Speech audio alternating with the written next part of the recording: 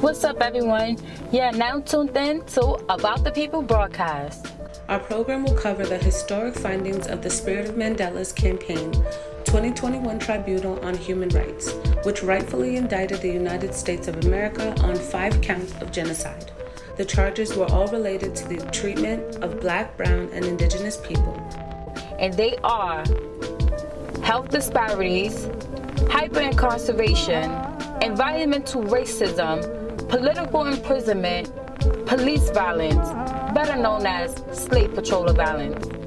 In keeping with the verdict, ATP will carve space for revolutionaries, everyday people, and especially Black, Brown, and Indigenous heads worldwide, to engage as openly as these screens will permit on how we can seize our collective self-determination.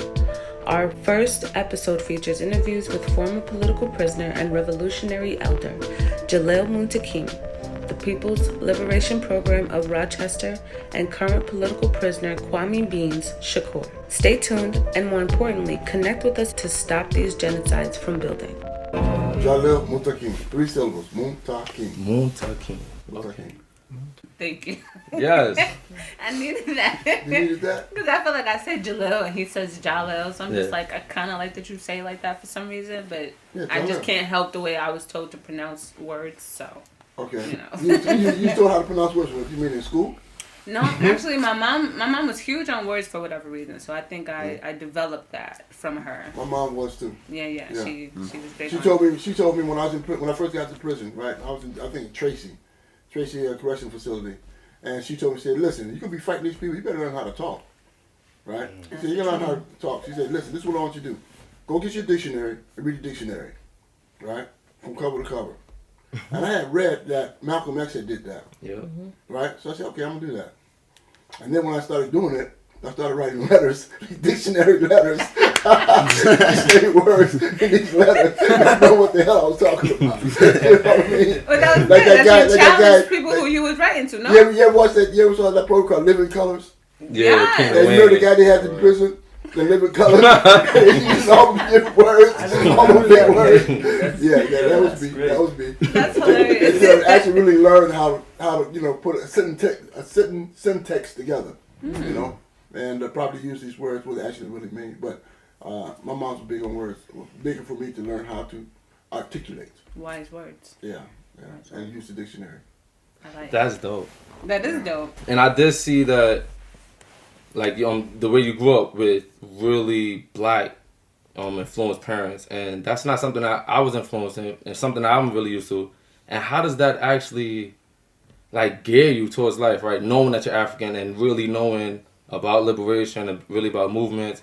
How do you grow up? Because I've read, right, that you was a part of the NAACP, and as well as Chairman Fred, and in the 60s, 70s, right now when we see NAACP, it's a bunch of, right? It's a bunch of bullshit going on. Because you got Hazel Dukes down there. Hazel Dukes been down there for ages. Ages as head of NAACP, and she's part of the system. Let's straight across the board. You know, she is part of the elite, like the bourgeois elite, Black bourgeois elite down there in New York City. Hazel Dukes. She's been there for ages. Head of NAACP. How was that transition? How's the transition? How old was you when you was a part of NAACP? When I was part of I was a kid. I was in my teens. You know, my mom was a member of NAACP, okay. so she used to take us out. We was trying to figure that out. I was about to say, how did that work? Yeah, she was part of the NAACP. Yeah. That was the only thing that was jumping during that time. In terms of the civil rights movement. So she used to take us out on marches and stuff like that for civil rights. And so that's what really piqued my interest in terms of knowing that. Well, that's one of the things, but. That really piqued my interest that we have to be activists. We have to be engaged in what's going on in our communities. We live in a system.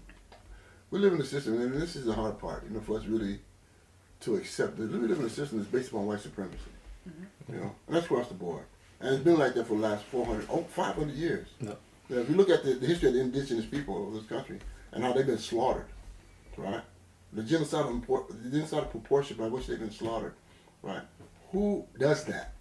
You know, who goes into a country and massacre the inhabitants of that country? You know, and what is the ideology? What is the politics of believing they have the moral right to do so? You know, the moral right to do so. Yeah. You know what I'm saying? And there has to be an aberrant. That's aberrant thinking, aberrant behavior. And the only thing that I can equate it to, based upon what we know of today, is this idea of white supremacy. You know, that they are supreme to any other nation of color, of people, ethnic group on the planet. Where that comes from, you know? And we as a people, and not only here in the United States, but all around the world, have suffered as a result of this aberrant ideology, this aberrant philosophy. You know, and as I said many times on podcasts, you know, in the years I've been in prison and being in the belly of the beast, right? The belly of the beast, right? and looking at how they respond to us, right? Inside the prison system, either they're gonna break you or they're gonna make you, right? And more often than not, the individuals who I've come across with inside prison, if they're not actually taught to understand how the system works, they get broken. You know, and so that is a reality of understanding the seriousness of white supremacy. You know, I think even if you just look at, can we look at it in terms of what happened to Native Americans or the enslavement of African people, right? This idea, this aberrant thinking. But we have one part in history that we always hold on to as being an example of that. And that'd be Adolf Hitler, right? But Adolf Hitler was just a period of time, right? He killed 6 million Jews, but it's just in a period of time. We killed millions of people, hundreds of millions of people in the last 400 years, right? And every time there's dissent, every time there's a fight back, a resistance to that, they squash it, right? They squash it with deliberate barbarism, savagery. You know, anytime you can just, and that's why they don't teach it in history. They don't teach that history in school At all. you know. At all. You know, the idea of enslaving people, right? Splitting up families, killing babies, hanging people, torturing them, cutting off their genitals, and making souvenirs. We was actually just talking about like the Black Jacobsons. Yeah.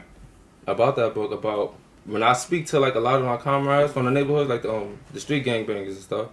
That book is actually one of the first books I speak on because it does a lot of, it speaks on like ants eating on the face, attachment to the arms and the legs to different horses. It teaches like really vulgar. Yes, yeah, extremely, where in the system, like in the school system, the public school system, we're not really being taught outside of just we were slaves, we picked cotton, and some of us worked inside the house. And I'm like, it's way more horrendous shit that we really been through, and y'all gotta understand that. Just understand that there were hundreds of slave rebellions. Plantations across this country during that period of time. They're not taught that. And so when, for instance, we talk about the issues of the tradition of black resistance, right? The chronology, what's the word I'm looking for? The legacy, right? Of black resistance in this country, we're not taught that. So that any time that anyone rises up, they look like a sore thumb, right? Rather than being part of a tradition of resistance against white supremacy in this country. All right, so for us, in regards to our capacity to resist, right? As an example, what's going on with me today, right? They're going to try to silence me. And what is that? Huh? What is going on with you today? Well, you know, I'm supposed to have a speaking engagement at Brockport College, SUNY Brockport College, and the Republicans and right-wing Republicans and police across the city of Rochester have been basically vilifying me in newspapers and trying to prevent me from giving a presentation at the college. Ridiculous. You know, they're trying to silence dissent.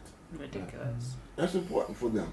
For them, Because to silent dissent is to up themselves, right? It's to big up themselves, you know, and say that we still have control. You know, we still own this Negro. Yeah. Right? We still own this slave.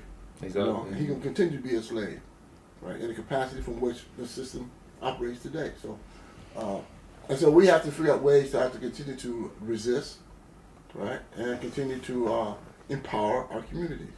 You know, because they try to keep our communities disempowered, right? Poor, moribund, and suffer from all kinds of life-threatening conditions. Yeah. You know, so even if you just take one little small part, right? White people live twice as long as black people. Just as one example, not even on par, right? White people live twice as long as the black people and brown people. Why is that? What are the social economic conditions that permit? Yeah. Capitalism. Right. Well, we talk about capitalism. We say we can define it under the rubric of capitalism, right? But there is a deliberate, intentional policy, right, that serves their interests. Serves the interests of white supremacy. They have right? access. Yeah. Well. Yeah. Their reach is so much further than ours. Oh, absolutely, absolutely. And so when we understand those dynamics from a historical point of view, right, we can see how we have to engage in the struggle or fight back in order to survive on whatever level that we possibly can to survive on. And therefore, we need to talk about these issues. And they try to prevent us from doing so. So that's what they're trying to do for me with going to Sony Brock. They've been bothering you since you came home. Well, yeah. Right, exactly. You got to And start before bringing that. people into Yeah. your basement. I have not Having meetings in your basement, you got to start somewhere. Yeah, well, We got to get it out somehow. absolutely. But yeah, since I've been out of prison, right, they have been on my case. They tried to put me back in prison 2 weeks after I was out. Why is that? Well, they said that I signed some papers to vote. To vote. Impossible, right? Can you Right. believe that? All right, they told me I signed some papers to vote, and I was ineligible to sign the paper to vote. So therefore, the Republicans, right wingers, right, decided, well, we need to make an example out of this guy, right, and have his parole revoked and sent back to prison. Disgusting. Yeah, First person ever, was it prosecuted under that or first person ever prosecuted for registering to vote for registering Trying to to vote. vote. Yeah. Disgusting. Yeah, in New York State? Ridiculous. yeah, first person. Ridiculous. So what did that tell you about the system? What did that tell you about my being able or not being able to make a presentation? You know, and they'll say, well, listen, you know, you can't make a presentation. You're not eligible to make a presentation because you still killed 2 cops. That's the argument, Yeah. right? That you were convicted of killing 2 cops, so therefore you're gonna be silenced for the rest of your life, right? In fact, you shouldn't even be out here in free society. All right. But now this guy who just killed George Floyd, how much time did he get? Couple years. 6 years? 6 years, I think? Yeah, some Right. change. 6 years, right? So we can see that the inequitable method by which the criminal justice system operates, right? It operates differently for white people than it operates for black people. For sure. And if we just look at that alone as one example across the country or across the system, we find those kind of inequities, right? Where white people are given greater access, as the sister just said, you know, in different methods or different ways of surviving in the social order that are denied black people, denied brown people, denied indigenous people. And denied the white people they don't want to include. And The denied, minute they get denied closer, some white people. They move the line Right. even If further. they're not adhering to the ideals of white supremacy, then they are also considered what? One of us. Yes, Negro lovers. Yeah, Negro lovers, Right. exactly. Negro lovers. Yes. Whatever that means. You know, That is Whatever, a phrase like- that has been leveled at me before. And if we really talking about it, everybody's a Negro. But What- y'all love our culture. what my buddy said? What do you say, man? I've been called that before. That's a phrase that I've heard. It's dumb. It's a dumb phrase. Shouldn't be used. No, it should not be used. You know why? Because we're all human beings on this planet. Exactly. Plus, Period. like, And we're all going through the same processes of surviving on this planet. Exactly. Period. Unfortunately, right, white folks have been given this Operating through kind, ignorance. yeah, it was ignorance. It's definitely ignorance. racism in itself is ignorance. Completely. It's a construct, right? It's a human construct. Although, for those of us who are religious, particularly for those who are Muslims, in the Quran, it states that Allah or God made people into different tribes and nations so that they get to know each other, right? And know each other, not have enmity or hatred towards each other. So it established that in that point of understanding our differences, if one is religious, then we know that God made people, different races, and so forth, right? That's deliberate of God, right? But He's testing us in terms of how we interact in our relationship with one another, okay? And for the most part, we are failing. Yes. We are failing miserably, right? If you look at the many deaths, right, unnecessary deaths that has gone on this planet, so to speak on these things, right, to share some ideas on these things, more often than not, particularly if you're going to talk about fighting back, Yes. right, for your own self-defense, then you'll become a pariah, right, in this society, right? You are to be made to feel less than, dehumanize, degrade, and diminish your value as a human being on this planet. Yes, and that's why About the People podcast, we're going to humanize the people. Because that's what we're here for. We're here to actually show the people that our legends, our heroes, our icons are actually just human beings that be fed up, really just someone that's fed up with the system and want to fight back.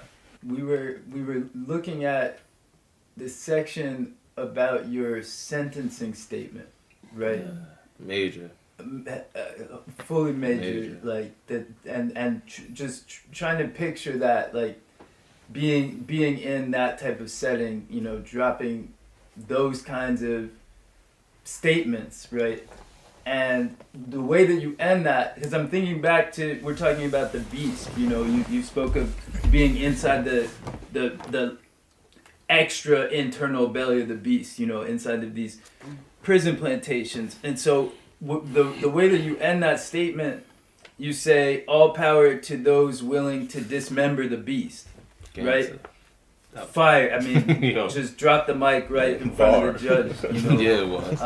Incredible closeout. And so I'm just wondering if you could speak to, like, if we could break down, what is this beast? Like, what does the beast entail? What are the characteristics of the beast? Who all encompasses the beast? All right, first one, white supremacy. Second one, capitalism. Third one, imperialism. All right. Fourth one, colonialism. Fifth one, neo-colonialism. All right, those five. All right, and if you can destroy either or all of those five, you have made a big dent in destroying the beast. Right. So for those of us who are engaged in that process, all power to you, people, to you. All power to you. Love that. Right. Love that. That's major. Did you I just learned about this quote when we was on our way up here, right? And I said, wow, that's major. Right? I wish I would have said some slick shit like that when I got sentenced. Right? I was just like, you got anything to say? And I'm like, no, get the hell out of here. Man. I'm ready to go do my time. Real talk, right? I wish did you think, like, because you get sentenced, right? So you either, was you coming from the street or was you already? Listen, when you said that I was locked up August 28, 1971. Did you plan that? I did not see the streets again until October 6, 2020. Okay. And that's a serious moment. All right, 49 plus years in prison. Did you plan that sentence statement? I did. Yes. How did you come up with this? I knew we were going to be sentenced, and I knew we were going to make a statement, all right, a sentencing statement. And so the day before, I sat in this cell with a pen and a piece of paper and began to write it out. Yeah. Began and just let what I know about our system and our situation is in this country. And I just laid it out that way. There's some parts in there that are missing pages, 2 missing pages. Yeah, do you remember at all what that I was about? I was dealing with the corporations, Coca-Cola, GM, IBM, and I was saying how they have impacted our planet, you know, and how they are pervasive throughout the world, and what impact they have had on the planet, these corporations. And so that's the part that was taken out of the I cannot find those minutes. Yeah. You know, that page, those 2 pages that I talk about the corporations and what impact, the negative impact they have on the planet. Those Bill pages. Gates had his people just go steal those pages. I don't know if it was Bill Gates. I don't know who it might have been. It might have been Purdue. Yeah, I don't know. one of those corporates. Chicken They didn't want that bad press. So anywho, that idea of dismembering the beast, because it is a beast. Yeah, right? for sure. It is a beast, right? And it needs to be dismembered. For sure. Right? Dismembered, Absolutely. burned into Decapitated. ashes, burned into ashes, and Decapitated. thrown in the sea. You know, feed to the fishes. You know, so. How did that go over when you said that? Like, what was that scene like? Me personally, I stood up to make my sensitive statement. I turned my back to the court. Yeah. And I just focused on people in the audience. Oh, wow. Right? So I turned my back. I was talking to the people in the audience. I didn't talk to the court. Yeah. No. Yes. Yeah. Stop a log. F the court. Right? Yes, that's major. I talked to the people. Say, listen, we're getting ready to get sentenced to life in prison. Right? We understand the sacrifices that we made. Yeah. Right? And this is the reason why. So that's what I try to explain to people. This is the reason why. I do have for saying that we're about to be sentenced to life, and I have a big thing with mental health for people that was inside, right? People that was inside prison. How did that affect your psyche, knowing like this is it? I might not never see the streets ever again. I might not see my sister. I might not see my mama. I might not hug nobody ever again. Like, how does that play with your mental? And then doing all the damn time, as well as fighting, because we was both upstate in New York. I was in Easton. I think you was in Green Haven at the time. We was bouncing around. I'm like, damn, Jalil. At the time, you just regular Jalil. I'm like, this motherfucker. I'm like, I said, yo, dang, this brother is still, right? He's still active, right? And that shit, I'm just like, dang, I'm 23, 24, you know how old you are. Yeah. And I'm like, yo, how is he still active? Like, he's not even trying. I don't know what's going on. I'm like, yo, he don't even give a damn. Like, as long as he's going to educate the people and really help, I don't think the brother care about getting the hell out of there. Like, and now I meet you, I'm like, oh no, hell yeah, you want to get out, right? Yeah, you want to get out. But you're not going to stop fighting, right? I knew that my getting out of penitentiary depended on me keep fighting. Yeah. Right? Yes. If I just chill out and just did my time, they got no problem keeping me there. None whatsoever. I'd be in prison right now. Right? But because I raised my profile to the extent where I got a voice now, right? And I'm talking about them and the system, we gotta get this guy out of here. Yes, please. You know what I mean? Yeah. And that's the reason why they didn't want to take me back when they tried to put me back. They don't want to take you back. I don't want them back. No. Keep about that. I got the hell out. You know, that's funny as hell. Yeah, they didn't want me back. You know, so that's it. No, you have to fight. You have to fight the way out. Yeah. And if these brothers organizing inside prison, if they were organized today, as they should be, right? A lot more people be getting out of prison. Yeah. You know, we got to make it uncomfortable for them to keep us in prison. Just as our slave ancestors had to make it uncomfortable for them to keep slavery alive, right? Or chattel slavery alive, because slavery is still in existence, right? Just been penalized. Why don't you all start off by telling us a little bit about People's Liberation Program and where it started, which I think is here, right? This very couch. Yeah, pretty much on this couch. That's crazy. Right. Jalil said right there too. I'm in there. My name is Oluwasegun Owoyele. I'm from Brooklyn, but I live in Rochester right now. I would say the People's Liberation Program started with Indy. All things like this always start with one person, and Indy, I would say, kind of have been thinking about this for like a few months now, or not a few months, like probably like the past year or so, because the organization started in Black August. Oh, that's dope. But and they kind of was thinking about it kind of the whole year and everything like that. And I think in like May, June, I went to California and then saw Neighbors programs and People's programs, Decolonization for Itself, and just kind of saw like a revolutionary new African organization working. And it wasn't like, you know, in Jalil's book or anything like that. It was like theory put into practice for them to actually see. So you can imagine how powerful that was. And then fast forward, I guess, 2-3 months later, into Black August. I think I hit you up during August too for like URAC, which is an abolitionist coalition that was on the U of R campus. But it's no more here no more. But from there, we kind of just started talking and really just thinking about what can we do in Rochester. And then we kind of met up with Jalil, and then Delancey and Abbas was here from the Hella Black podcast. Like that weekend, I think school started. So like school starting that weekend, Delancey and Abbas was here. I was meeting Jalil. I think Black August event was happening that weekend. Like so much was happening kind of in that one moment. Which is why I said lightning literally struck when when this organization kind of started, because it was literally like, you know, so much things. Like I was literally listening to Hella Black that whole year, getting radicalized by like niggas my age talking about fuck Obama and revolutionary politics and shit like that. So how did y'all link with Brother Jalil? Because that's major. That is major. Yeah, so I can start. So when Jalil got released in October of 2020, dang, I think I met Jalil the next night. Major. I think it was the second night you were out. We got invited over for dinner. That's right.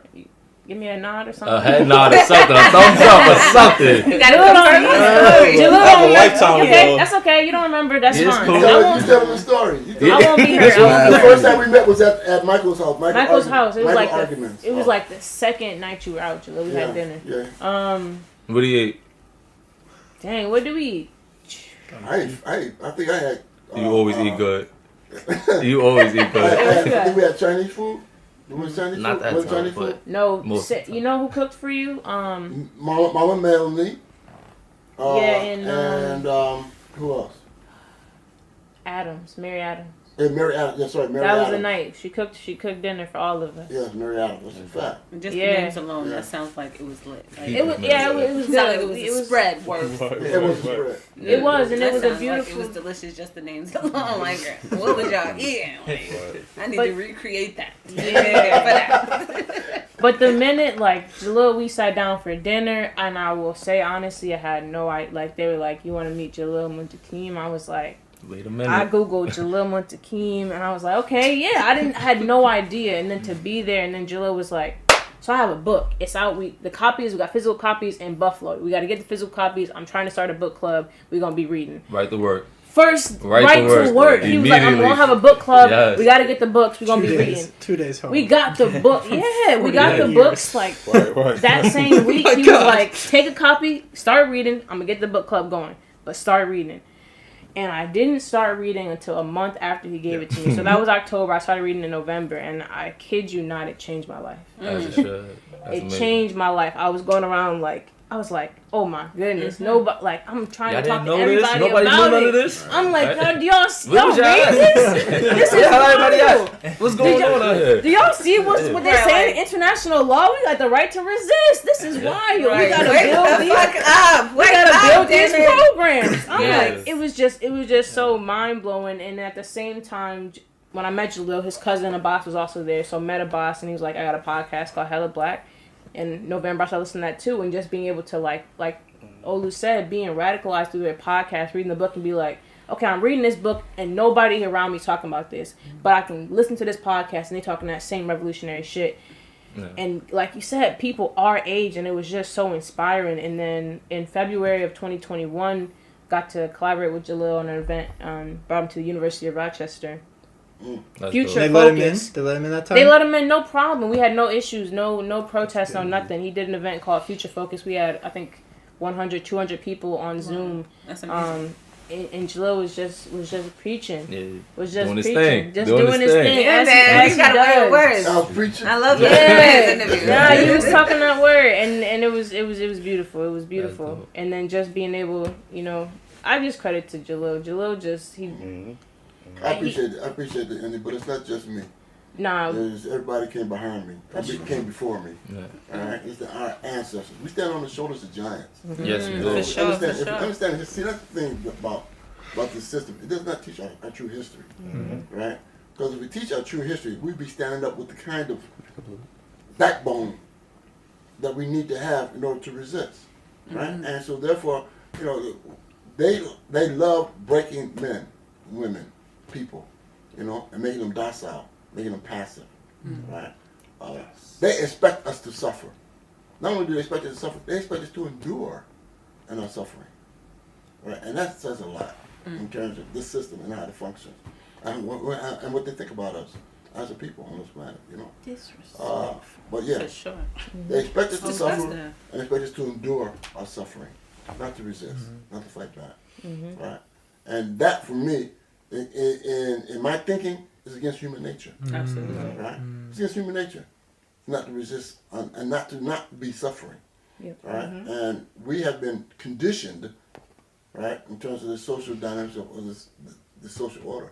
We've been conditioned, again, to suffer and endure our suffering. And my argument, particularly from our history and understanding my experiences in the Black Panther Party, right, that we can't live better, and we should live. We deserve to live better. Absolutely. All right, but in order to do so, we have to fight back, because there are a group of people in social order who do not believe that we should live well. Yeah. They don't believe it. Yeah. They don't believe that we are deserving of living well. In fact, they believe that we are less than. They believe that we are a subhuman species on the planet. Yeah. Right? And that in and of itself is incomprehensible in my thinking. Right, because what the hell does that even mean? Yeah. And who defined that? Yeah, who came up with that? Well, they did. and what came, okay, I have so many questions about that. I have so many questions about that. You got him to sit up. You're really getting into it. Oh my goodness. No. But if you Google the papal bull of 1347, something of that nature. You're talking about the Doctrine of Discovery? That, right. Doctrine of Discovery and the papal bull, whereas the Pope told the Christians to go out and conquer the heathens. Yeah. If you don't believe as we believe, then you are a heathen, right? And that set in motion the idea that some people are superior than other people. And not to cut you off, but it also defined the concept of a nation as a Christian nation. Yeah. Absolutely. Within that document. So whatever exists beyond that is not a nation and therefore doesn't exist and or can be conquered. Yeah, it can be conquered. And Ruth Bader Ginsburg, the judge, cited that in 2005 in a that's the law that we. Why you didn't put no respect on Jorgen's name? I never slept on him. I never slept on him. There's a court case. It was actually a local court case here in the state. It was in Oneida.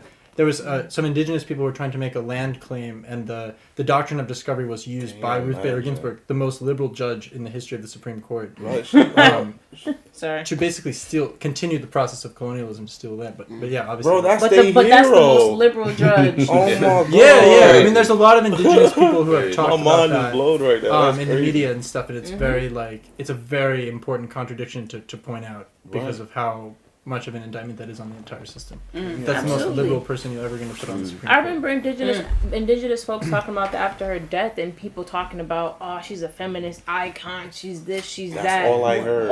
She's a colonizer. She's a colonizer, enforcing colonialism through the law. I'm like, this is ridiculous, but that's white feminism for you. Yeah, exactly. So we don't gotta talk about that. Man. You call that white feminism? Yeah, leave it at that. They care more about the looks of it, right? They care more about looks of it than cosmetic. Yeah. Cosmetic appearance of it, not the actual substantial means and methods from which they implement what they actually believe or who they actually believe. That is a contradiction, no doubt about that. If there's an actual belief there. Yeah, that's what, if there's actual belief there. So, brother Jalil, right, to rewind a little bit, you want to go? Let's go. Let's go. Yeah, these folks want to go home. The People's Liberation Program even more. Yes, let's go down the line. Let's go down the line. I'm not going to put my man Max on. I'm going to put you on the spot. Yeah, I'm fast. So what is People's Liberation Program? Give you a name. Yeah, definitely. So I'm Max Jalil. What y'all out there doing? I'm in high school. I'm 17 years old. Jesus. We did not know that. Yeah. Okay. Very much respect. Yeah. So the People's Liberation Program is kind of a spin-off of. Let me cut you off real fast though, bro, because that's amazing that you're 17. I want to know why. How did you get installed? How did you get involved? That's amazing that you're 17 and you really involved, especially in this era. Yeah, it started when started Summer Leap. You know, I started working with kids. I really saw the Summer Youth. Yeah, Summer Youth. I saw educational injustices. I got in contact with Indy, met Indy. Big homie out here. Yeah, so that, and then going to 2020, me and Indy went to all the protests. About a year later, I'm doing speak outs at Teen Empowerment. I'm coming, doing poetry, slam poetry, stuff like that. You do poetry? Oh, not like that. Not like that. But I can put you on the spot. I ain't gonna have you look into the camera and recite nothing. I'm not gonna have you recite nothing. Yeah, but that kind of sparked my activism, and then in 2020 we got to meet Brother Jalil. Started organizing Black August with him and Indy. And yeah, we taken off ever since. I thought it was really interesting the discussion we were having earlier about when the Black Panthers had the food programs, they call them survival programs, and you all are using the term decolonization program, I think. Yeah. Do you want to just talk about some of that history? Obviously, I feel like this guy has something to do with that. But, this guy, right? Whoever he is. Whoever he is, this guy over here, right? Brother Jalil, Muntaqim. Super important that people know how y'all started, and that it doesn't take a scientist to be able to do it. Y'all put your hands together. So take your time. What's up with that? What's up with survival program? I want to know details. And decolonization. What does that mean? Those are words that we hear a lot, but we don't always know the meaning of. Yeah. Jalil will talk about that a lot more, but it's kind of like a spin-off. It's putting more of an offensive type of language instead of kind of surviving. We believe in the decolonization of our community, so we put those programs in place to combat capitalism. We put grocery programs in place to combat the food inequality. Because we believe food is a human right and everybody should be fed. And then we're gonna get a health clinic, and then we'll be going the whole exactly. The whole thing. I think it's also a part of recognizing that we are colonized people, so it's not. Survival programs do what they're supposed to do, but I think what Jalil did by recognizing and reframing them as decolonization program is recognize that as colonized people, we need to decolonize ourselves. And that process of decolonization comes with building these alternatives to the systems that are already here. So we are in the system that we are currently in this colonized nation that we're in. Food is not considered a human right. People are out here hungry. People don't have housing. So our work in building decolonization program is to build those alternatives. We are making sure that our people are fed. Right. So that's a mouthful. So for the kids that's out there, right, the high school students, the college students, that really have no idea how to even start. Because we always say you got to just go out there and start the survival program. Are we getting government funds? Are we coming out of our pockets? Are we going on the corner? Do we get permits? How does someone actually start a program? That's a really good question. Yeah. Okay. Well, how did y'all do it? Yeah. How do you actually go about it? How did you do that? Yeah, I would say first out of the jump, we started out of our pockets. Yes. Yeah. And but that's what the people need to hear though, because they think we getting some fairy dust grants and stuff, and this is out of our pocket. And that's real too, because when a lot of the first interactions we're having with the community, people think oh, y'all are a nonprofit, oh, you have a staff, oh, you have employees, thank your staff for me for this program. Look at our staff. And it's we'd be trying to tell them it's six of us. There are only 6 of us in People's Liberation Program. We feed 80 families every other week. There are 6 of us. There are 6 of us. We started out of pocket, you know, but it's the community that feeds into us. It's donations from the community. It's connections with these different community orgs that are able to have community partnerships so that we can get food to give our families. So out of it, we started out of pocket, but it really is just going out and talking to people. Like we just went. We got together, we decided what we were going to do, and we just went knocking on doors. Learn about the people. Hey, how are you? My name is Indy. We were People's Liberation Program. This is what we hope to do, and this is what we believe in. This is what we can do in this community. What do you need? What do you need? And we did that with confidence, too, because if you go to people genuinely wanting to help them and, like, expressing that to them, like, people are going to open up and, like, accept you and want to support you. And that's what we experienced. That's huge. And one of the... Who are you? Yeah. Seriously. Your name yet? Hey. Spotlight. Where'd she go? My name is Asia Berry. I'm from Brooklyn, New York, and come on, y'all gonna stop doing that to me. Yeah, y'all gonna stop doing that. Tell him to relax. It's still part of the city. It's a borough. It's a borough. It's okay. Don't let him do that. Don't let him do that. The Republic of Brooklyn. I'm about to say, Tad represents the Republic of Brooklyn he all the always time. says that. So People's Republic. y'all are not alone. People's Republic of Brooklyn. Yeah. That's dope. I don't know what else to say. I'm a student right now, in my senior year, about to go on to a 5th year studying what school a you go different to? subject, the University of Manchester. And happy born day. Yeah.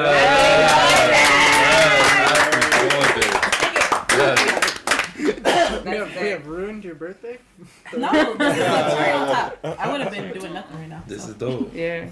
What about this question of colonialism? Like, do you all find that your peers, your colleagues, the community that you're connecting with, do they see this as an internal colony? Do they are like in dialogue? Like, how is the question of neo-colonialism or internal colonies, like, is that consciously being felt, or like how do heads relate to this question of colonialism here in the States? That's a really good question. I could take a stab at it. Yeah. I can too. Alright, bet. I would say that with community members, I'm thinking back to my family as well. The reactions that, or like what I hear is like, when I explain that to them, they feel it. They might not have the same language. They may not say, yeah, we're a colony, or they might not say colonialism. But when you explain that black people are, this is the term I feel like most people are comfortable with, but second-class citizens. We're not in the same class. They know that. That's something my grandma has been telling me. We don't have the same rights as white people in this country. And I can add that language of, yes, because we are a colonized nation within this country. We are a colonized nation on this land. That's fine. We are not citizens. We're not citizens of this land. I think Malcolm, I don't want to misquote Malcolm, now that I said it, but Malcolm said it. He said that the laws for human, yeah, I'm a paraphrase, but the laws are already in place in this country for us to have human rights. They were already written there. If we were considered, when they write every man, when they wrote that in the Constitution, when they wrote that, if we were considered humans, then the laws are already there for us to be considered equal. But this wasn't written for us. It was written for the white people that this country, that's the country that they created for them. It's not for us. We are the colonized people within this country. So I feel like when we're talking, when I'm talking to community members, they know that. They feel that. Whether or not they have the language for it is another thing, but we all know it. They experience it, Yeah, you don't got to know the language. It's just everyday life. You know, that's that everyday struggle. It's that everyday feel of slavery. Like, it's we're the just symptoms of walking around with colonialism, chains on our feet, although we're free. Like, exactly. No, we not. Like, we still... No, we're not. Like, they know what, like, our community knows what occupation feels like, whether or not we use that word. Because they know what it's like when the police are constantly surveilling their neighborhoods. So my mom got pulled over today. Real life shit. So she got pulled over today? She good? She was driving out from New York City.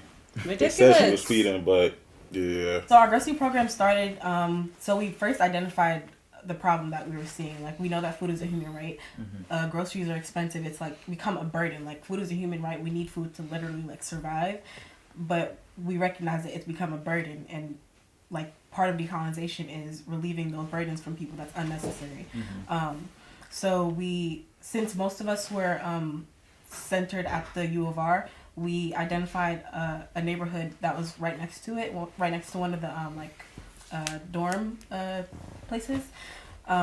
So we started there. We decided that we wanted to start off there, and then we introduced ourselves to that community by doing like school supply drives, because it was in August. So we did a school supply drive to introduce ourselves, and then also at that event, we signed people up for our grocery program. So having school supplies first, because I think we learned from other people, like you can't just come to people and say that you're going to do something. You have to like actually prove to them that you're going to do it. Mm-hmm. So we showed up with something materially for them to grab onto as an introduction to us. And then we signed them up for the grocery program as well simultaneously.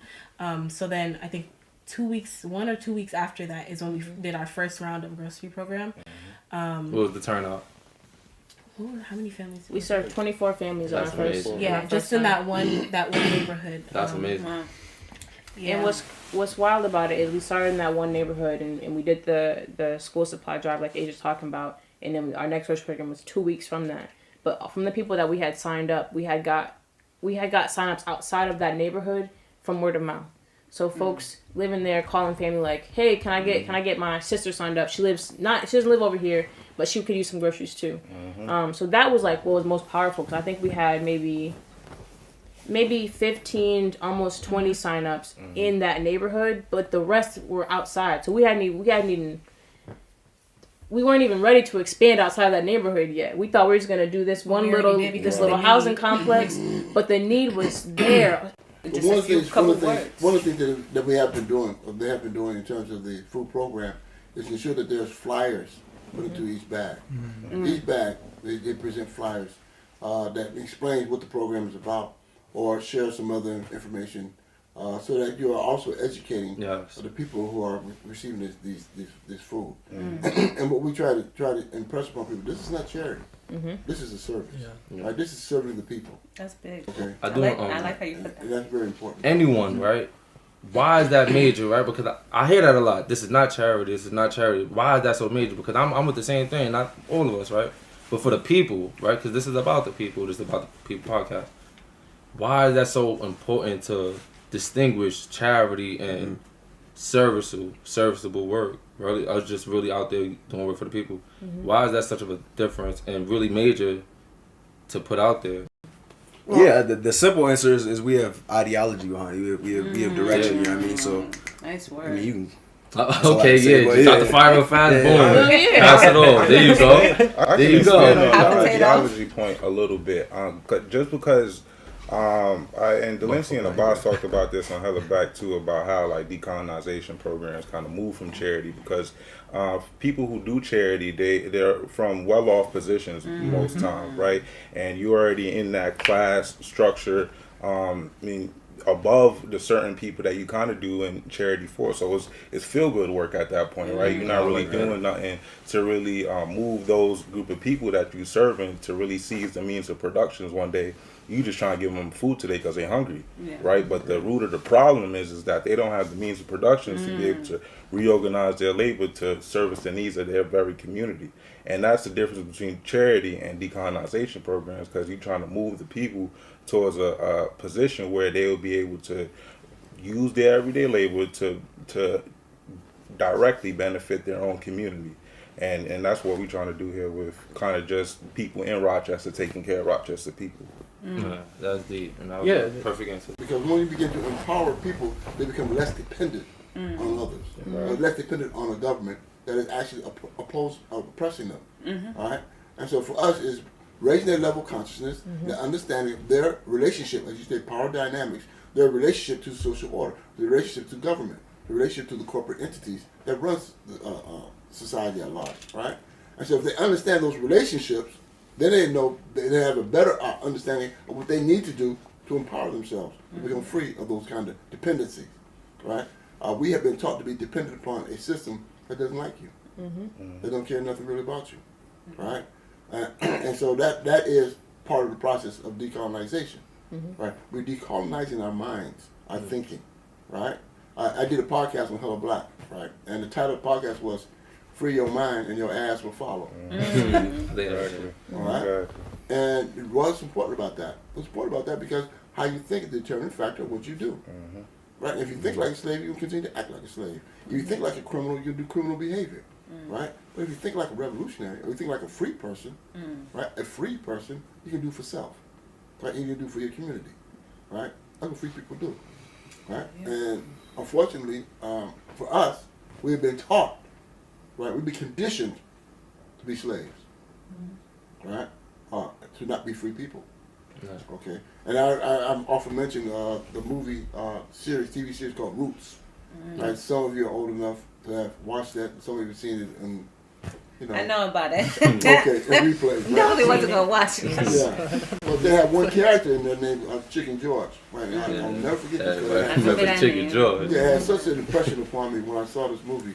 I saw this series on TV it was Alex Haley. Right, exactly. Alex Haley, the same guy who did autobiography for Malcolm X. And so, after the Emancipation Proclamation and the 13th Amendment, the slaves, right, Africans in this country were free, or freed. And Chicken George says, right, and that's what caught me. It took me out of I was laying in my bunk in the cell, watching it on TV. It took me out of my bunk, right? He said, I don't know how to be free. Right? I don't know how to be free. He had been so conditioned to be a slave. He didn't know nothing else. Wow. Right? And that is part of the problem, one of the major problem that we have as a people, black people in this country. We don't know how to be free. Wow. Because we've been conditioned to be dependent upon a system that does not care anything about you. Yeah. And then we keep begging the system to care about us, rather than finding our own wherewithal, our own internal strength to take care of our own business, to take care of ourselves. We don't know how to be free. And that's the reason why decolonization is important. Right? Decolonization in the deliberate, intentional methodology, right, of decolonizing ourselves and our thinking of being slaves, right? And to begin the process of our thinking of being a free people, being a liberated people, right? And that's the reason the book was written, the title of that book was written. We are our own liberators, right? In that way, we're not dependent upon anybody else. They can free us. We got to do the work ourselves, right? We have to become our own liberators, right? Otherwise, we'll continue to be Chicken George. Pull up on us. We're People's Liberation Program. We are in Rochester, New York. We're on Instagram at PLP Rochester. We're on Facebook at People's Liberation Program. And if you black, if you African, you pull up on us. Peace and blessings and free the land. Another segment. We're going to get straight into this. What happened at Rockport? The college hosted Jalil Muntaqim as a speaker, drawing strong reactions from people on both sides of the issue. In March, I came up with a thought of bringing Brother Jalil to SUNY Brockport, as an educational guest speaker. And him and I had talked in 2021, I think it was the fall, about him coming. It was some kind of like diversity grant, it's called PED grant. And did the application, got the support from my colleagues in the department. Everybody was on board, and so I submitted it. It was accepted. They was even congratulating me for bringing them. And then like a week, I don't even want to say a week, it might have been like 2 or 3 days after I got that, Brother Jalil was the first one to reach out to me. Like, have you heard about the grant being canceled?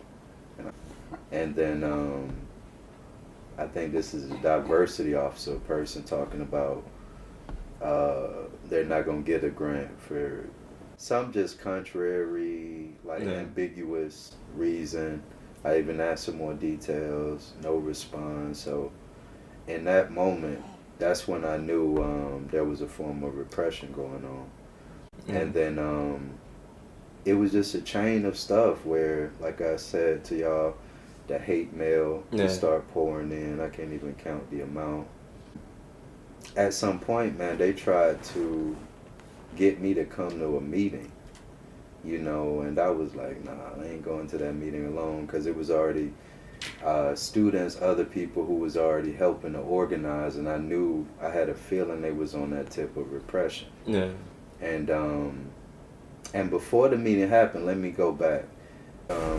Before they canceled the grant, they asked me to come to a meeting and tried to act like they was going to be supportive of the event. We're going to promote it. We're going to make sure everything goes well. And that's when they put it on the website that he was coming. And then so after that, that's when the grant was canceled. They sort of tried to take it over in order to do what they wanted to do with it, to start their steps of repression. Exactly. And so just to fast forward, they tried to get me to come to that meeting. I'm like, no, we're organizing as a coalition. I'm not going to that. And they tried like 2 or 3 times, and by the last time, man, my dean was trying to like force me to come to a meeting that I had already said, hey, I'm not coming to the meeting without the coalition. But as a result of that, man, the same day, the president put out a news blast that the event was going online. Yeah. So from there, me and the students, I reached out to Brother Jalil. And I was just, at that point, I was asking him, like, man, how do you feel even about doing it? I was apologetic and like, damn, I didn't realize all this was going on. So how you felt, bro? About like, everything that was going on? I'm ready to go. Yeah. I'm ready to go. They can have a parade of cops, as far as I'm concerned. Yeah. I'm coming. That's, for sure. I got a First Amendment right to make my presentation. They're going to prevent me from having my First Amendment right? Then that's what they're going to have to do. Exactly. Right? They're going to have to make it public. That they are violating the First Amendment of the United States Constitution. Exactly. You know, by use of their own preconceived ideas of what they think I'm going to talk about, or whatever it is. Like who you are. Oh, just matter who I am. A black man who speaks the truth. Exactly. Or at least try to speak the truth. Yeah. You know, and if that's the problem with them, then they got a problem.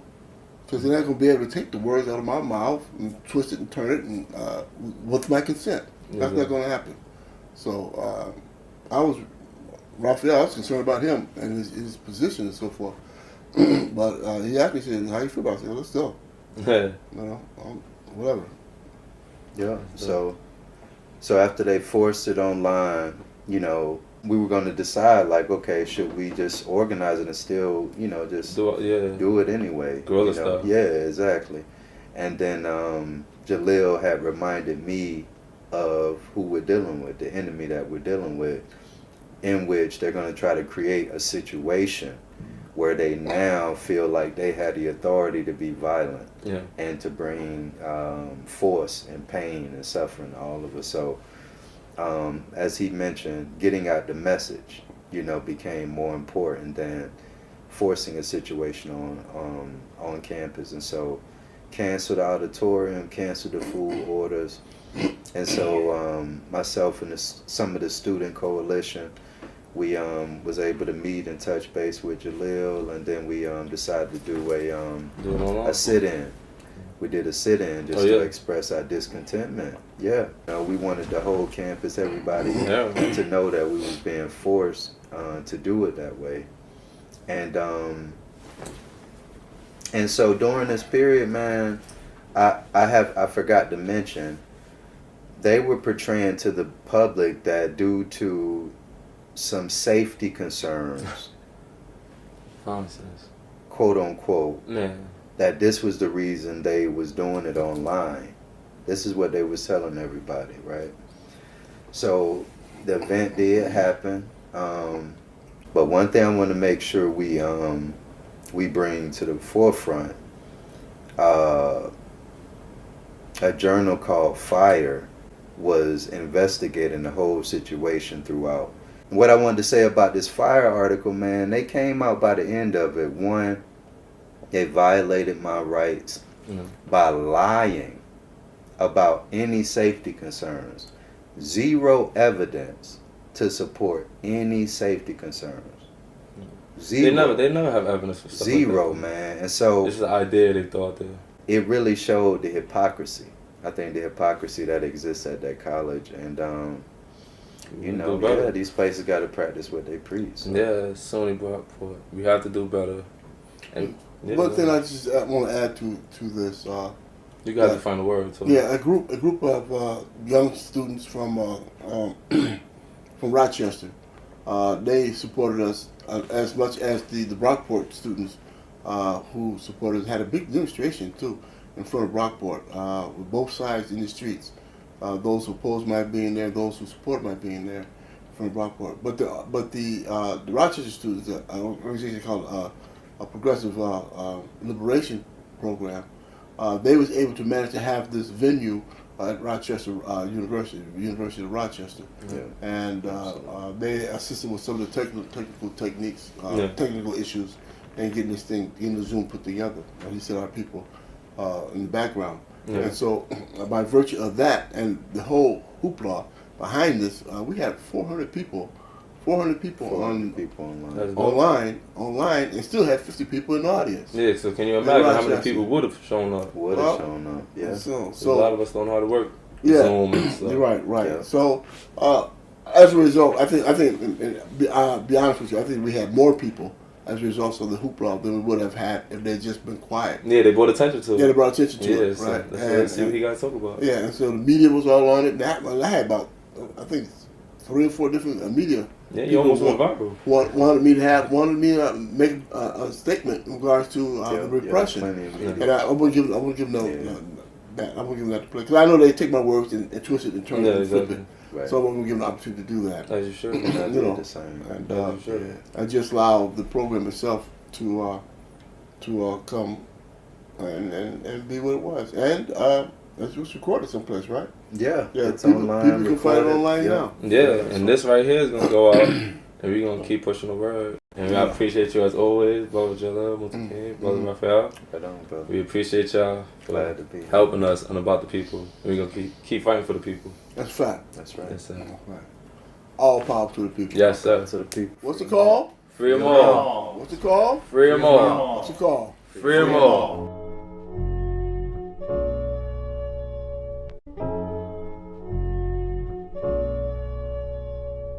A lot of our focus lately with Brother Jalil has been on the term genocide and the meaning of that term in the context of modern American society, or so-called American society. So if you just wanted to give you the opportunity to just help us sort of demystify the term genocide, and people normally associate it with Hitler or something, but what's your take on it? And I know you mentioned birth certificates the last time we spoke as like part of like an initiation into the genocidal system that we live in. Yeah, so what we want to do right now is get people away from that narrow vision or identification of what genocide is. And like I said, people, when they think of genocide, they think of it has to be a whole group or a whole individual group of people being wiped out at one time. When that's not the case. You know what I'm saying? And so with us over here as New Africans being held as a neo-colony on this land, the first form of genocide before any of the other forms that we acknowledge take place is the birth certificate. As soon as we come out of the womb, they're forcing us into a binding contract with the United States Empire through the Department of Commerce.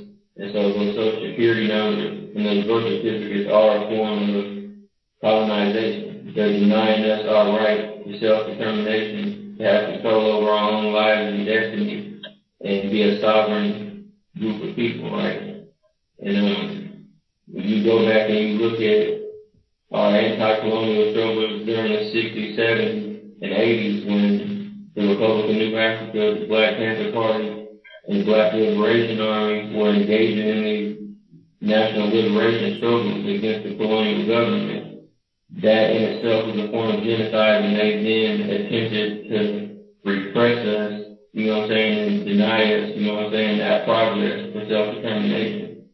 And we have to also, when we're talking about genocide, we have to point out international law, because a lot of people over here are still focusing on civil rights that are being granted to us by the colonial oppressor government. And the United Nations Declaration on the Granting of Independence to Colonial Countries and People states the inherent right of colonial people to struggle by all means at the disposal against colonial powers to suppress their aspirations for freedom and independence. And at the same time, the International Covenant on Civil and Political Rights and the International Covenant on economic, social, cultural rights says that all people have the right of self-determination. By virtue of that right, they freely determine their political status and freely pursue their economic, social, and cultural development. And so, any time that they're stopping us from achieving that goal, that's genocide. Right? Like, we have to make sure that people understand that genocide can occur without the actual killing of members of the group. Right? Like, anything that causes serious bodily or mental harm on that group of people is genocide. So yeah, so basically, like, one of the things that's connected to what you're just talking about is like this quote from the FBI on March 9th, 1968 that says, quote, "Negro youths and moderates must be made to understand that if they succumb to revolutionary teachings, they will be dead revolutionaries." So I was curious what, as a political prisoner yourself, and you're very much aware of the rights of political prisoners, could you speak a little bit about what some of those rights are, given these genocidal conditions that you're obviously living under?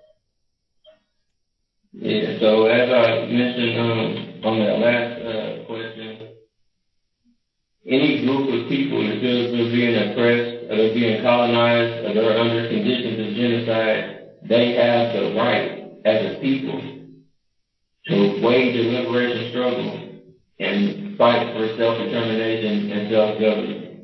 And so also our rights through international law, our international human rights states that if during that course of national liberation struggle, the colonial oppressors engaged in forms of colonial violence against us, as the FBI and COINTELPRO did during the 60s and 70s, the high tide of our struggle, through assassination and framing and holding our political freedom fighters captive, it says that we also have the right by any means, including armed struggle, to defend ourselves. And in the course of capture, these people are supposed to be treated as political prisoners and freedom fighters, not charged as criminals. And that's what they've done with Dr. Matugu, with Mumia, all these individuals, you know what I'm saying? And then we still have people that are living in exile right now in other countries because we know that if they're captured, they're going to be treated as terrorists and criminalized. And so, when you look at right now, like just me, myself, as a political prisoner, I've been in solitary confinement for 6 years because of my organizing and educating around the nation and inside of these camps. So I can only imagine what our elders that's been held in solitary confinement or in these slave camps longer than I've been alive are going through. Yeah, and also the last time that we spoke, you mentioned what you learned from your corrections, like Department of Corrections file, about how they perceive you as a high-ranking member of the Black Panther Party. Would you like to just explain that and what it means in the context of what we're talking about? Yeah, so I got this information from a higher official in the DOC administration that had worked back here a few years back. And when you ask to see your confidential file or your prison file, there's two different ones. There's one that you can't see. And I asked them what's in that file that is allowing them to keep transferring me to 3 prisons in less than 2 months, having me held with no visits and no phone, basically taken out of the system. And he's like, well, I can't give it to you, but I can tell you that it says that you're a high-ranking Black Panther Party member and that you have the ability to mass organize people quickly on social media. So when I first heard this, according to the time, I'm 28 years old. So of course I'm not a member of the Black Panther Party. Even members of the Black Panther Party back in the day don't identify as Black Panther members. So I was just in my mind, I'm thinking that, you know what I'm saying, these European prison bureaucrats are ignorant. They're just thinking that anybody who's saying that they're a new African revolutionary is a Black Panther. But then my co-founder of the NALC, Shakur, who's in domestic exile right now, they transferred him. He's doing state time, and they still sent him down to Virginia. And so through his lawsuit against this prison here in the shoe, he was able to attain his confidential file, and it also has him labeled as a Black Panther member. And that's when the alarm bell started going off. The Black Panthers are one of the only African organizations in this country that have been deemed domestic terrorists. And so they have to have that on our jacket for a reason, because it allows them to do certain things to us, or in the future take certain measures against us that they couldn't do if we didn't have that on our jacket deemed as domestic. And so if it's happening to me and Shanti, we gotta wonder and question how many other people around the country this is happening to. What does that really mean?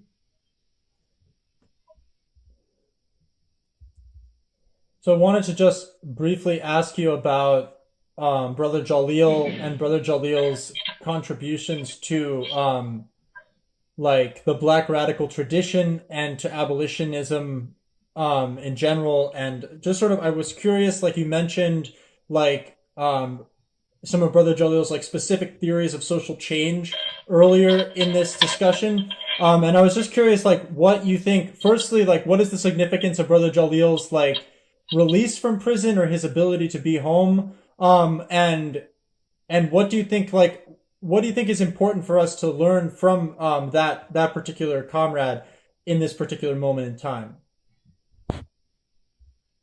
Yeah, well, first, the significance of him coming home, it set a tone for the rest of our elders to now come home, because, as you know, Jalil has been denied parole time and time again, and they kept stating the nature of the crime. You know what I'm saying? That's never going to change, whether it's 10 years or 110 years later.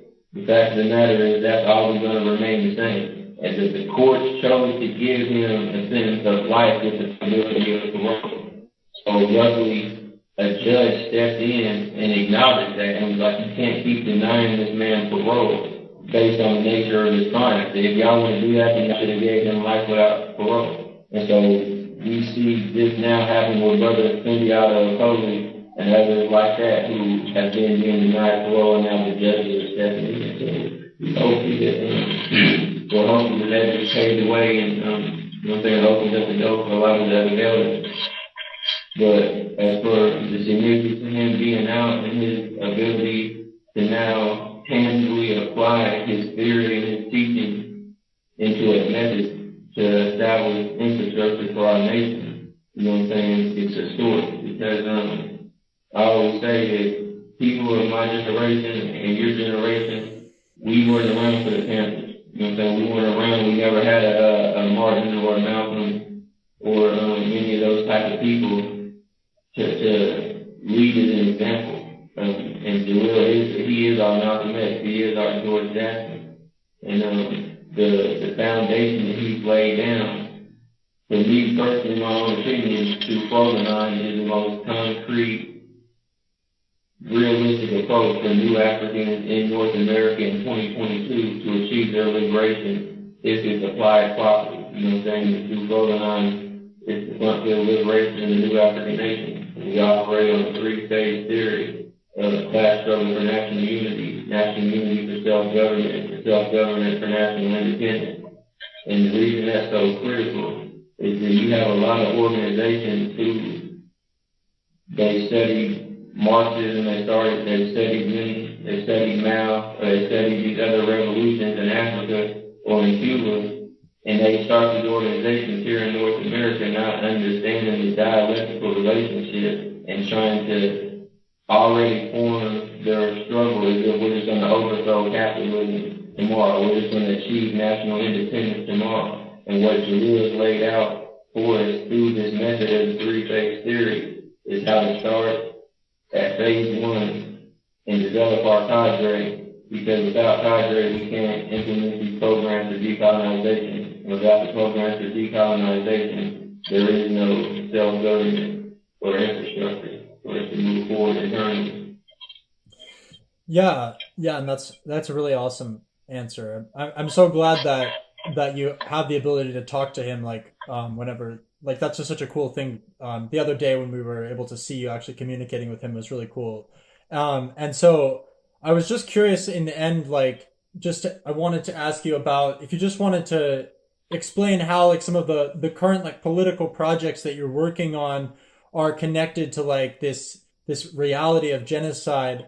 And also if you there's ways that you think people out here in the so-called free world or minimum security or so out here.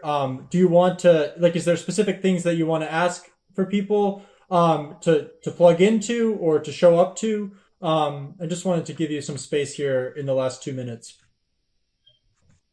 Yeah. So applying that same theory and blueprint that we get from Provolone, I take that and applied it to the prison movement, and we established the Prison Lives Matter campaign.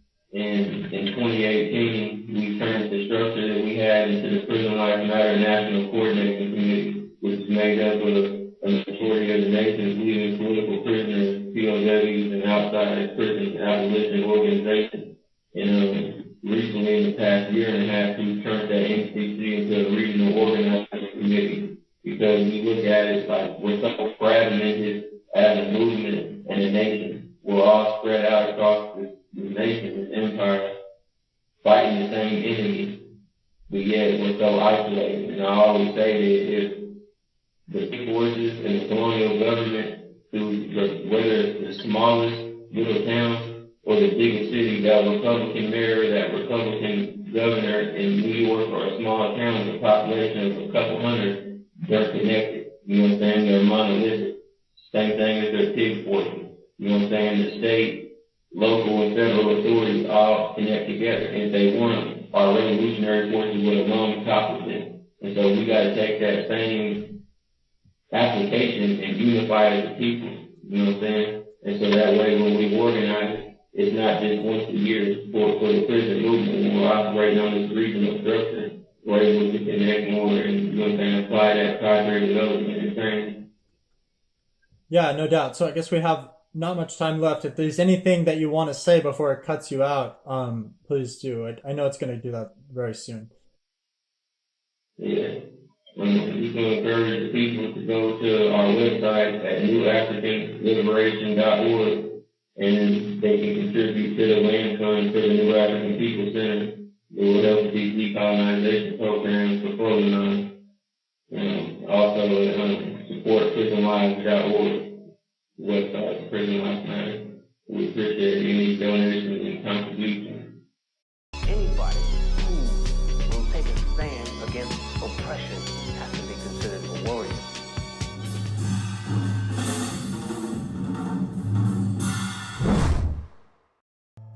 In those times, it was a time when yesterday's dreams were preferred, a period where personal sacrifices were not abandoned, but were regarded as doing one's part. It was a time when young women and men had faith and sought to realize their truths for the future. They knew it was not a matter of peace while at war, but rather peace after the revolution. They understood Jimi Hendrix's Purple Haze was a diversion, where memory of being a slave is washed away in acid, tripping down the steep abyss of conformity to a racist oppression.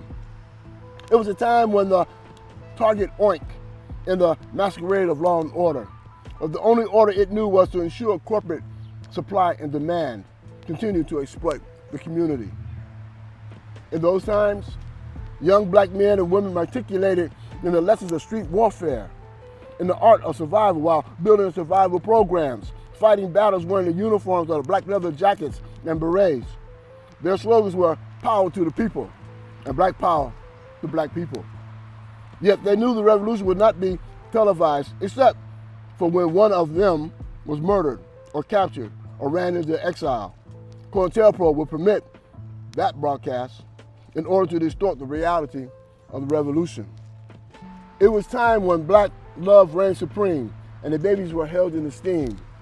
Make babies for the revolution before I die was the war cry, and all caught the infectious dream that if you believe it, then you should be it and live it or let it be. And we believed it, we lived it, and what we let be had no relevance in those times.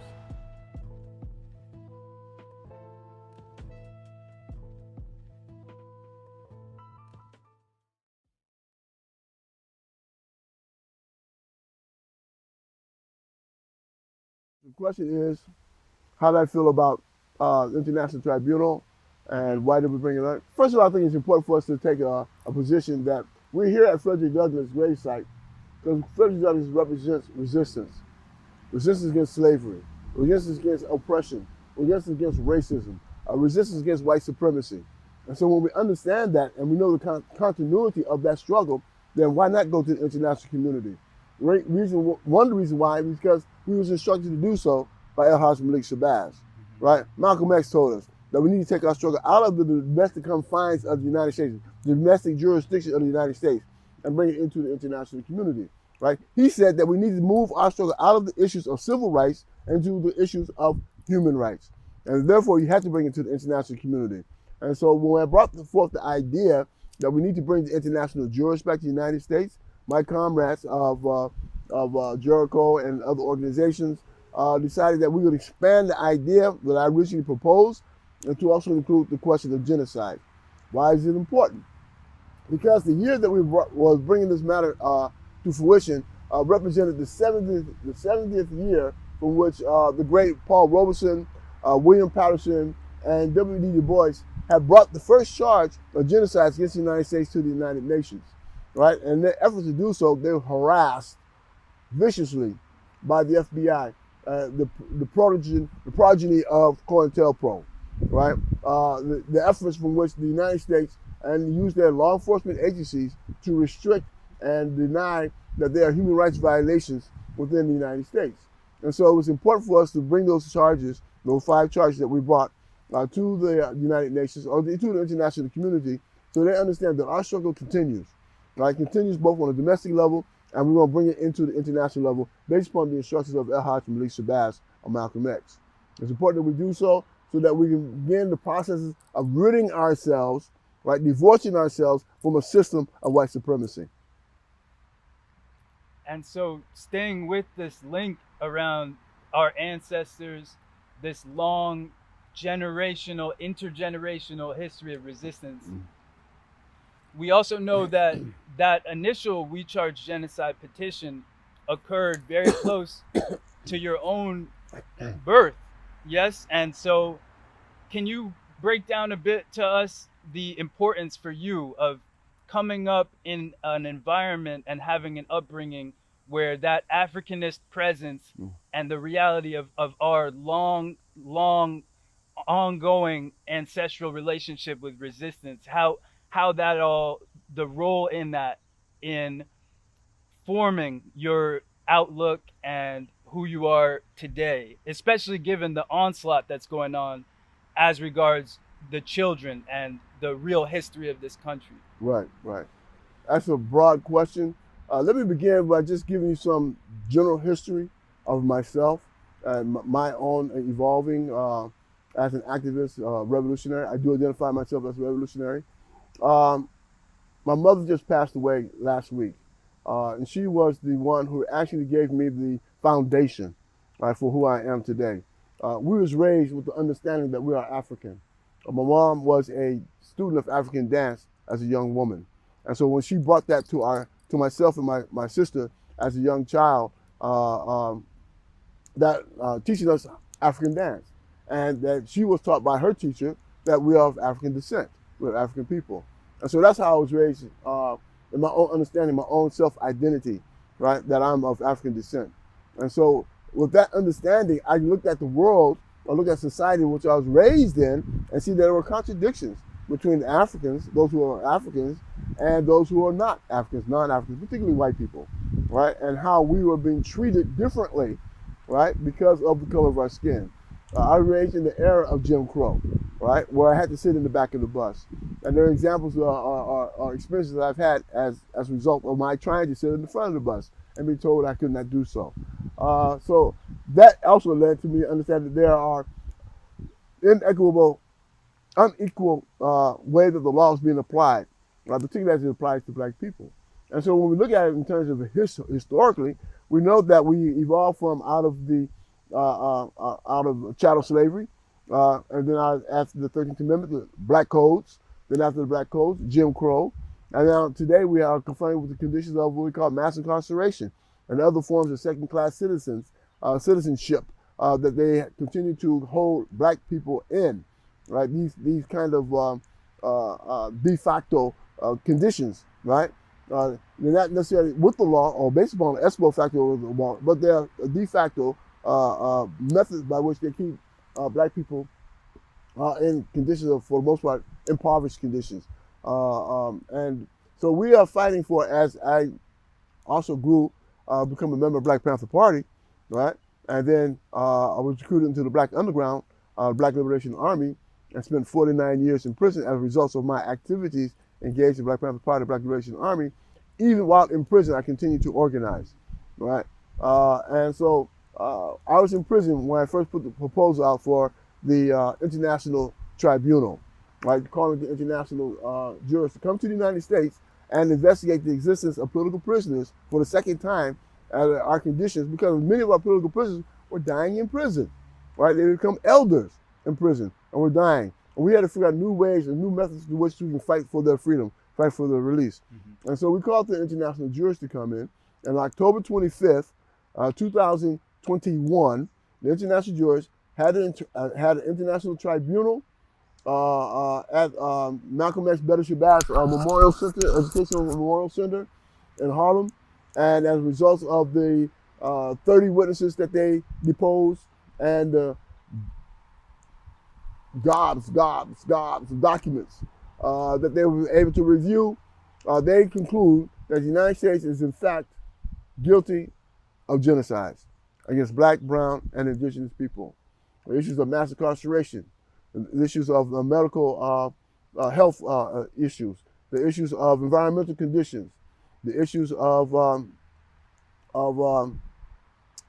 police killing of black people, and what was that? Political prisoners. And of course, the issue of political prisoners, right? They're found guilty of genocide, engaging in genocide in each of those particular areas. It has been a very, very heartwarming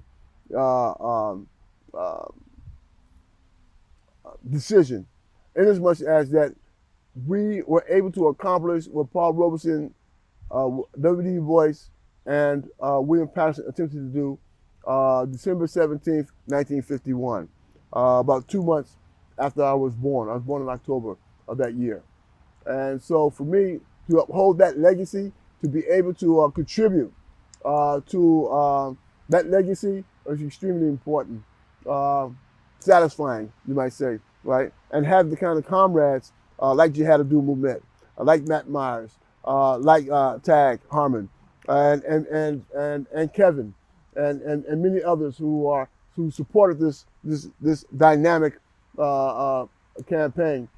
We are grateful for the sacrifices, leading from all the way from Harriet Tubman, all the way from Frederick Douglass, all the way from Denmark Vesey, Gabriel Prosser, and the many others who sacrificed their lives to improve the conditions of black people, to end slavery in America, which has not yet to be ended completely. And so we continue to struggle, continue to fight. What's the next question? The next question, so continuing the struggle, continuing the fight, one of the crucial formations in terms of that ongoing legacy of resistance is, of course, the Black Panther Party for Self-Defense. Sure. And so if you could please just break down for us what some of that was like, especially as a youth, you know, coming through as a teen. You were already engaged with the community, as was your family. But could you just give a little bit of what that experience was like as a youth going into a revolutionary formation like that, that was really striking crucial blows against this genocidal structure? Yes. One thing that's very, very important for people to understand, that the Black Panther Party was a youth movement, right? There was no one initially involved in the Black Panther Party was over the age of 30, or 30 years or younger, right? That means people was in their teens and their 20s who was engaged in this struggle. And at the height, we had about 5,000 members of the Black Panther Party across the country. I think there was 26 or 36 chapters across the country, in cities across the country.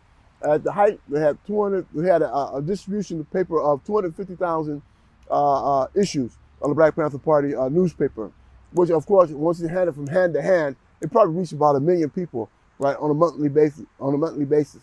right? Educated the community on the conditions that we felt had to be changed, right? Changed institutionally, changed substantially, in terms of how we are living in the United States. So the Black Panther Party was able to, as an example, put forth free breakfast programs, free health clinics in our community, transportation of family members to see their loved ones inside prisons. They dealt with the issues of housing in our community. And of course, they dealt with the questions of police brutality and murder of our people, right? One thing that also is important to understand about the Black Panther Party, that they're the first one to create the conditions for sickle cell anemia investigation and research. It didn't exist until the Black Panther Party, right? Now there's a whole medical system, right? And doing the work for the issues of sickle cell anemia that began with the Black Panther Party. So in as much as the Black Panther Party resisted our people from being murdered by racist police across the country, it also created conditions for which we tried to improve the livelihood, the means from which we were surviving in a system of white supremacy. That is basically the greatest legacy of the Black Panther Party, outside of them also building what we call the Black Liberation Army, right? Rule number 6 of the Black Panther Party stated that no Black Panther Party member can join any other underground organization except for the Black Liberation Army. That's rule number 6. That means that when Bobby Seals and Huey Newton conceived the idea of Black Panther Party, they knew at some point in time that we'd have to engage in armed struggle, right? And so they set that criteria, they set that standard within the Black Panther Party. And so for many of us, particularly after the riots of the 60s and the early 70s, we were recruited into what was called the Black Underground, which was evolved into the Black Liberation Army. And we did, in fact, retaliate against police murders of our people, right? We felt that if somebody's gonna bleed, then everybody's gonna bleed, right? Somebody's gonna die, then everybody's gonna die, right? Somebody's gonna have harm and feel pain and anguish, right? And not only be the mothers and the daughters and the fathers and the sisters and brothers of Black people, right?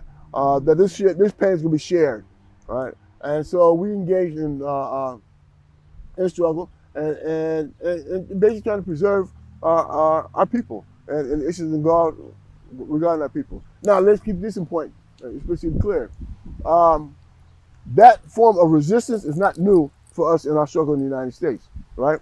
There are hundreds of slave rebellions during the times of chattel slavery that is not recorded. Now we talk about Denmark Vesey, we talk about Nat Turner, we talk about Gabriel Prosser, but there are many more that we don't have information of, or it's not being recorded in history, not actually being taught, right? But then there's also the African Blood Brotherhood, right? Who are armed Black communists who fought against the Klan, right? There's also the Deacon for Defense, right? Who are armed ministers and pastors who protected the Civil Rights Movement, right? We had Robert Williams, who wrote the first book, who fought against the Ku Klux Klan as an NAACP leader, right? And wrote the book, Negroes with Guns, and telling us that we need to arm ourselves in order to protect ourselves, right? And so for us in the Black Panther Party, we adhere to that legacy of resistance, the legacy of struggle, right? And we evolved what we call the Black Liberation Army. And that is the historical foundation for the Black Liberation Army come from. I remember listening to an interview from one of my comrades, Timothy Blood McQuarrie, right? And one of the things that he emphasized, that Black Liberation Army has been in existence since the time of Armistead, right? When the captive slave resisted being brought here to the United States, right? Many of us have seen the movie Armistead. That's Black resistance, right, to slavery. And so Black Liberation Army represents that Black resistance in its totality. Keep it with the BLA for a second, you mentioned that strong interview, also rest in power to Blood McCreary, and we would really like to continue to just shed light on what that is actually like, so that we don't have a distorted view based off how the corporate dependent media has consistently attacked the BLA, what actually occurred, that legacy, the individuals who engaged in struggle in that way. But just to go back to some of what you were saying in terms of the survival programs from the BPP, we know that the U.S. government, by and large, just bid off of those programs whole cloth and basically attempted to claim them for their own, like the Patient's Bill of Rights, for example. You mentioned the free breakfast programs. And now here we are in 2022, we have the U.S. government talking about ending that free breakfast program in a place where now heads have more precarity perhaps than ever in terms of food insecurity, especially in our areas, so this just continues to speak to the genocide that you've been raising and that the tribunal proved without a shadow of a doubt. But if we could just continue a bit further on the BLA, what are some misconceptions that you're able to set right in terms of the BLA and its activities? Well, one of the things is that they called us cop killers and terrorists, right? That's far from the truth. Yes, there were some police officers that were exterminated, right? As a result of the kind of brutality and murder of black people that we felt is necessary to retaliate against, to inform them that we weren't going to be the only ones who's going to be bleeding or dying. But that necessarily means that this is what our goals and objectives were. Our goals and objectives of Black Panther Party was to defend the black community and defend the Black Panther Party, right, and the various associated revolutionary organizations at that time. That was the purpose. Remember, the Black Panther Party's original name was Black Panther Party for Self-Defense. And so the Black Liberation Army operated in that capacity to defend the community and to defend our movement. No, we were not terrorists. No, we were not just fighting against white folks, right? Anti-racism, right? Our concern was the institution of policing. Keep in mind, the policing came out of the slave patrols, right? This is where the history of policing comes from in this country. It also has a legacy, right? A legacy of repression, a legacy of oppression, a legacy of murder and killing black people. And so for us, we have to counter that legacy. And so the Black Panther Party and the Black Liberation Army was the tools for that purpose, to counter that, right? And to defend our community. There's some areas of concerns in terms of how they portray us as a question of terrorism, right? We never terrorized the people. So who are we terrorizing, right? Who are we terrorists of, right? Contrary to police departments on these SWAT calls that they have, killing innocent people like Breonna Taylor, right, in her bed, right? Or killing Castile, right, driving his car with his kids, right? Killing young people. For instance, just the other day when they killed this young man, shot him 60 times. What is that? That's terror. I don't care which way you look at it, right? That's giving you a message, telling you a message in your community that we will murder you, right? We will not only murder you, we will overkill, right? In terms of killing you, right? 60 times, shooting at him 100 times, 100 bullets, 60 of them hitting, what?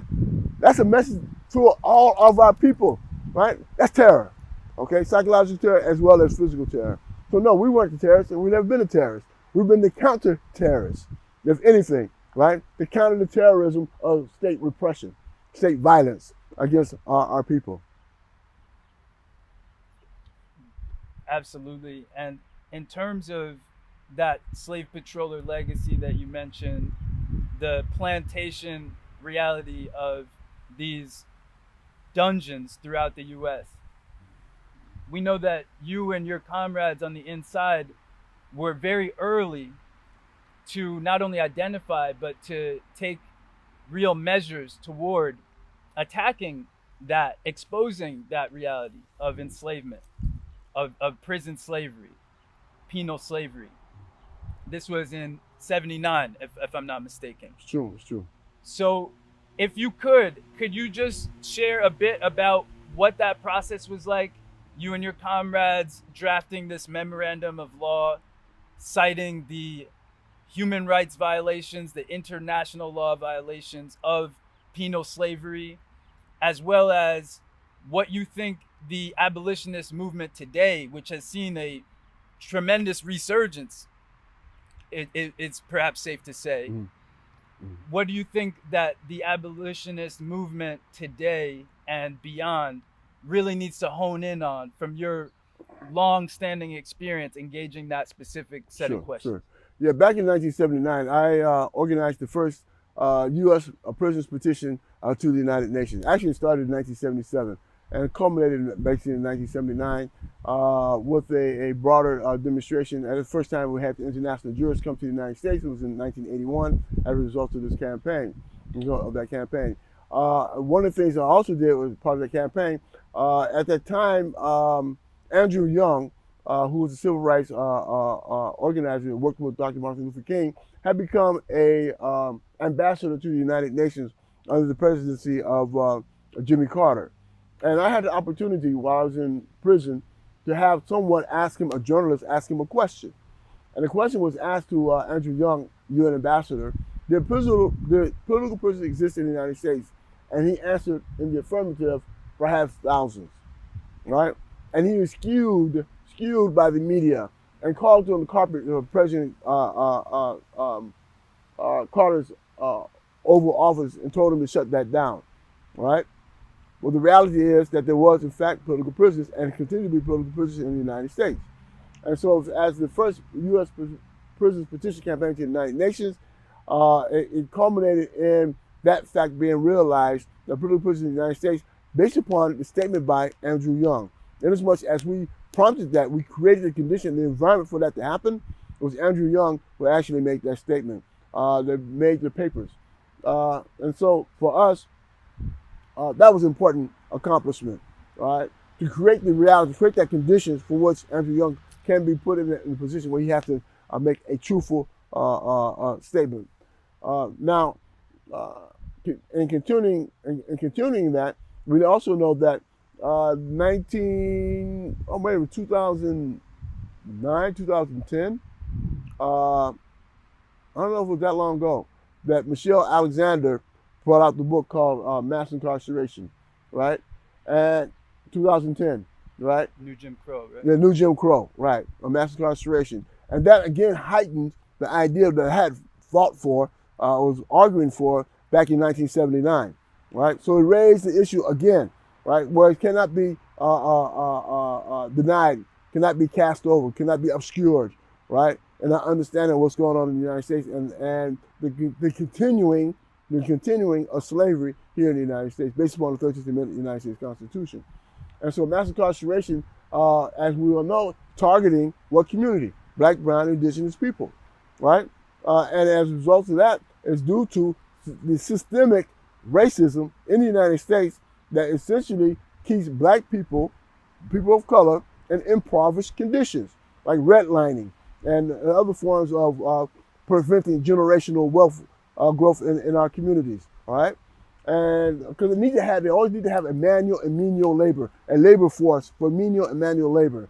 And so therefore they try to ensure that in terms of population control, right, and black, brown, indigenous people, they use this idea of criminalizing, right, laws that had not been criminalized before, right? For instance, like the Black Codes, as an example. The Black Codes is a way for which to criminalize vagrancy, right? If you're homeless and houseless, right, you become a vagrant, right? They can put you in prison for that, right? If you don't have a job, right, or working somewhere, they can put you in prison for that, okay? And so that was the nature of the Black Codes for the most part, to create an alternative to the system of chattel slavery that was ended in 1865, right? And so with that, they came up with the law. So that the law, for instance, the 13th Amendment, right, it prevented people from having personal ownership of other people, right, as property. But it did not prevent the state from owning people as property, right? There is a case called Ruffin versus Commonwealth that states emphatically that prisoners are slaves of the state. That law is still in the books. Just as 13th Amendment, the exception clause is still in the book. And so what that informs us that slavery has not been totally abolished in the United States. It continues, even against the Declaration of Human Rights, even against the crime of genocide, even against international labor law for compulsory labor, right? Those conditions, those violations still exist in the United States, and we're fighting for that today. And that's why the International Tribunal was important. That's why the decision by the international jurors was important to find the United States guilty of the charges, of those charges. So when we look at a line of resistance, right, that continues across the country. I'm across the history of this country, right? I'm grateful to my mom, right, who told me that I'm African, right, who was also a member of NAACP, who took me on marches as a young child, right, who gave me that fire in the belly, right, and the love for our people, that we were willing to put up for that kind of sacrifice, as did many of our comrades who was a part of the Black Panther Party and Black Liberation Army. So you've been a part of a number of these tribunals, as you spoke to most recently in October of last year, where the U.S. was found guilty of 5 counts of genocide. Right. Now, the next major phase of Spirit of Mandela campaign is what is called the People's Senate. Yes. And so here at About the People, as the name says, you know, we're about the people. We want to bring it directly to those that are on the ground, build with people. So it seems only right. We're talking about the People's Senate. Could you please break down for us and let heads know how they can connect, why they should connect with the People's Senate moving forward? Right. Thank you for that question. It's important to understand that now that the United States has been found guilty of genocides against Black, brown, indigenous people, and the system in and of itself is not going to charge itself. They have on the books in the law 18 USC 1091, right, which is the United States law on the issues of genocide, for which they are treaty to the International Convention of Genocide, the 1948 International Convention of Genocide. There's a treaty to that. But the United States will not charge itself with engaging in the practice of genocide. So what we have to decide is that it's time for us as a people to decide how we're going to govern ourselves. Because we cannot continue to be governed by a system that imposes conditions of genocide against us. We cannot, right? Mosquitoes.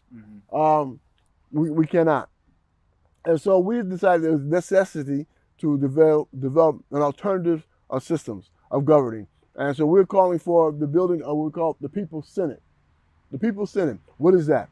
People's Senate is people finding the means to organize themselves to govern themselves, right? And so in each state that we want to have assemblies, people's assemblies, where they'll elect a person or persons who will function as a representative of those assemblies. And we'll bring those assemblies and bring those senators, those representatives together and begin to fight for our own liberation and independence of this system of white supremacy and capitalist imperialism, right? Our goal and objective is to create a new way of governing for the people and by the people, and not by the corporations for the corporations, which people are then become slave laborers of corporations, which has been the foundation of this capitalist imperialist social order. And so, yes, we are building what we call the People's Senate. We're asking everyone to join us in this determination.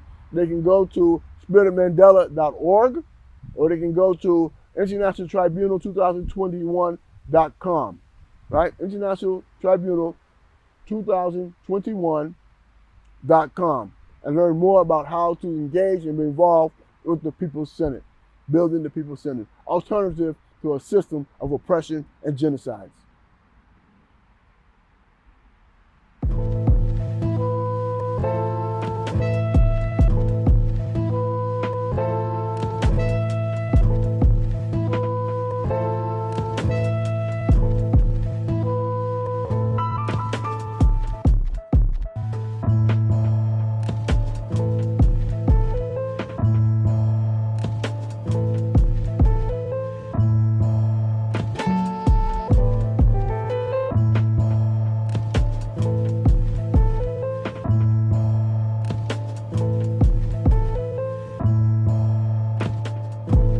I want to say three things only for this great event, this historic transformation from the civil rights movement to a human rights movement. Three things: all power to the people, all power to the people, all power to the people. All power to the people. What's up with the next installment of ATP? We build with our comrades of Love Not Fear out in Philly, underground journalist and captive freedom fighter Mumia Abu-Jamal, and much more from on the ground across these genocidal states. Our content will always reflect the times from our perspective as a people because we are about the people. Please follow us on Instagram and on Twitter and TikTok at ATP About the People. What's the call? Free them all. Free the land.